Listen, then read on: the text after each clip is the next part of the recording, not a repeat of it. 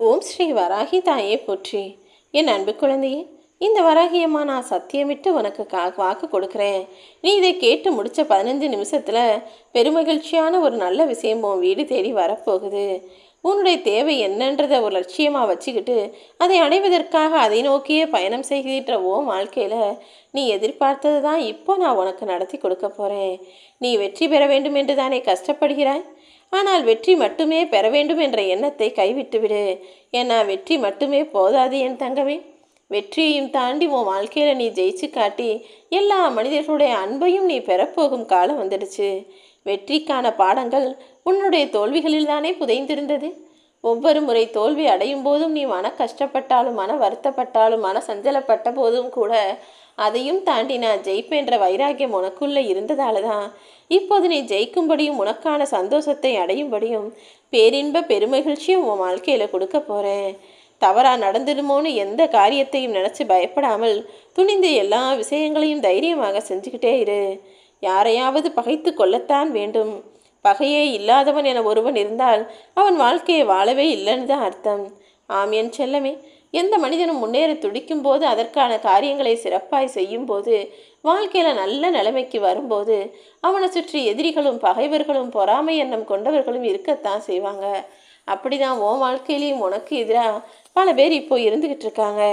ஆனால் அவர்களை எல்லாம் அவர்களுடைய செயல்களை எல்லாம் தாண்டி நீ நிச்சயமாக ஜெயிக்க தான் போகிற. ஏன்னா அவங்களால அதை தவிர வேறு எந்த காரியத்தையும் செய்ய முடியாது. அதிகபட்சமாக அவங்களால முடிஞ்சது முன்னேறவனை பார்த்து பொறாமப்படுறதும் கோவப்படுறதும் வைத்தறிச்சல் படுறதும் தான்.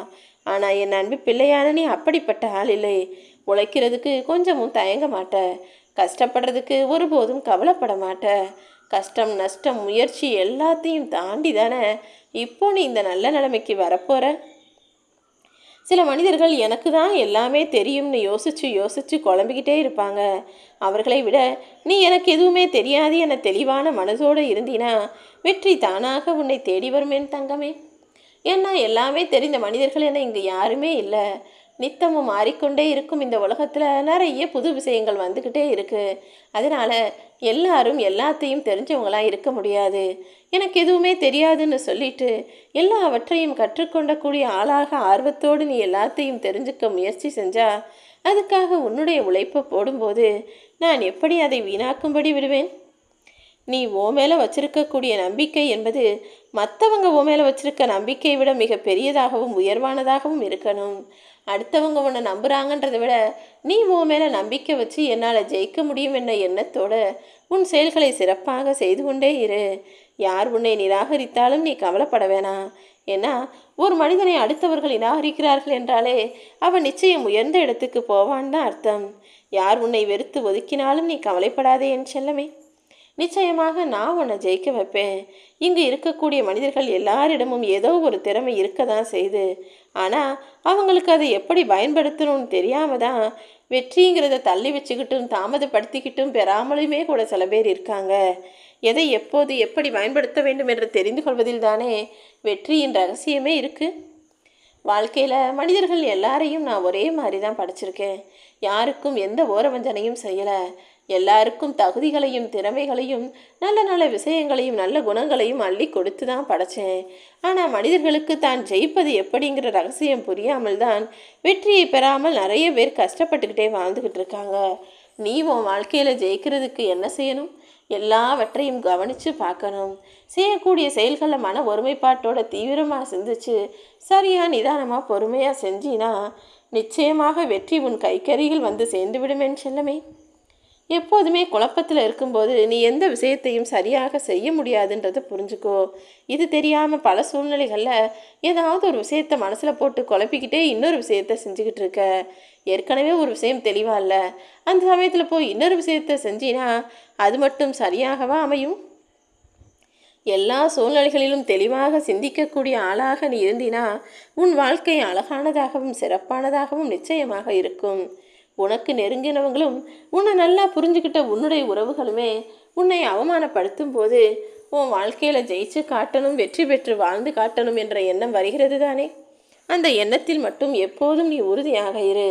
யாராலும் உன்னை அவமானப்படுத்தவே முடியாத அளவுக்கு உன் வாழ்க்கையில் நிச்சயமாக நான் உன்னை உயர்த்தி காட்டுவேன். எப்போதும் நடந்து முடிஞ்ச விஷயங்களையும் நடந்து முடிந்த பிரச்சனைகளையுமே நினச்சி வருத்தப்பட்டுக்கிட்டே வாழாமல் உன்னுடைய வாழ்க்கையில் நடக்கக்கூடிய விஷயங்களை இது நடக்கணும்னு இருந்துருச்சு, நடந்து போயிடுச்சு, பிரச்சனை வரணும்னு இருந்திருக்கு, வந்துருச்சுன்னு என்ன நடந்தாலும் அதை ஏற்றுக்கிட்டு காலத்தை துணிவோடும் தைரியத்தோடும் எதிர்கொள். நிச்சயமாக வெற்றி உனக்கு கிடைக்கும் என் செல்லமே. உன்னிடம் ஒன்றுமே இல்லைன்னு நினச்சி முயற்சிப்பதை மட்டும் நிறுத்தி விடாதே. இங்கு பல பேர் சாதிக்க ஆரம்பிக்கும் போது தொடக்கத்தில் அவங்கக்கிட்ட ஒன்றுமே இல்லாமல் தான் இருந்தது. அதுக்கு பிறகுதானே வாழ்க்கையை தொடங்கினார்கள். உன்னிடம் ஒன்றுமே இல்லை என நினைப்பதை நிறுத்திவிட்டு என்கிட்ட இருக்கிறத வச்சு நான் ஜெயிப்பேன்னு நினைக்க ஆரம்பி.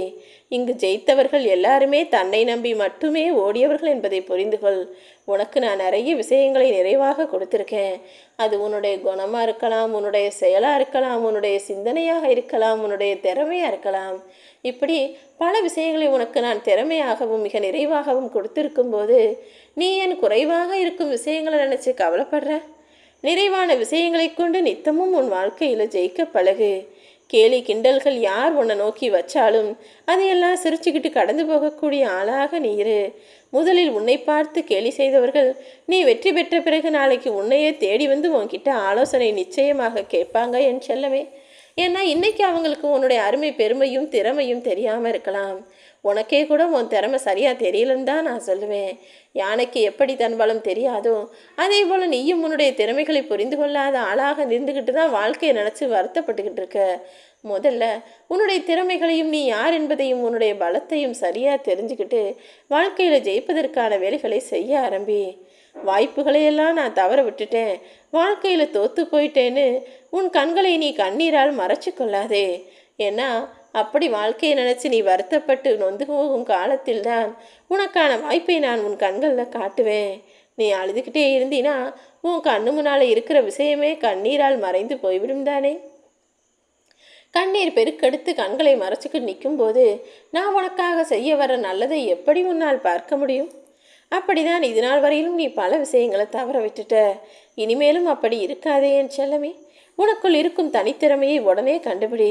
அப்படி இல்லைனா கடைசி வரைக்கும் அடுத்தவன் தான் உன் திறமைக்கு சொந்தக்காரனா உன்னை வேலை வாங்கி அவன் ஜெயிக்கக்கூடிய ஆளாக இருப்பான்.